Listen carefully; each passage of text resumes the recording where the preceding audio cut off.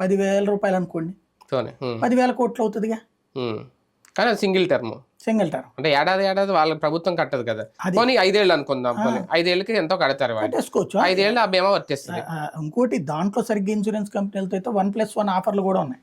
అవును అంటే 2 ఏళ్లకి 10,000 అని ఇట్లాంటివి కూడా ఉన్నాయి. అవును చేయగలిగితే బాగానే ఉంటది కంపెనీ, ప్రభుత్వం చేయగలిగితే. ఇప్పుడు దీనికి ఎంత అవుతుందని లెక్కేసుకుని ఆరోగ్యశ్రీకి నేను వింటున్నది ఏంటంటే ఏడాదికి ఇన్ని 100 కోట్ల వరకే ఇస్తాం, అంతకు మించి మేము చెయ్యలేము.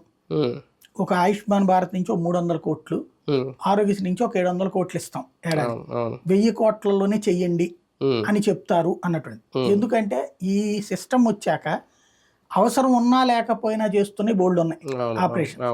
ప్రైవేట్ హాస్పిటల్స్ కొన్ని హాస్పిటల్ డబ్బుల కోసం కొన్నేంటి చాలా వరకు అదే చేస్తున్నారు. ఇప్పుడు డెలివరీ నార్మల్ డెలివరీ కంటే కూడా సిజేరియన్ ఎందుకు చేస్తున్నారంటే ఈ డబ్బులు ఎక్కువ, డబ్బుల కోసం అంతే. అట్లాగే గర్భసంచి ఆపరేషన్స్ చేసేస్తున్నారు ఎందుకంటే ఈ డబ్బులు వస్తున్నాయి.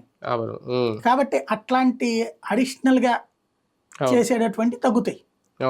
దీన్ని అడ్డు పెట్టుకుని సంపాదించుకునే తగ్గుతాయి. బీమా వైపు తీసుకెళ్ళినా లేదు ఆయుష్మాన్ భారత్ కార్డులు తీసుకోండి అన్న అది ఓకే, అది ఏం జరుగుద్దని అది నెక్స్ట్. కానీ ఇప్పుడు ఉన్న బకాయిల సంగతి ఏంటి? ఈ 2-3 నెలలుగా కూడా చెల్లించట్లేదు, పూర్తిగా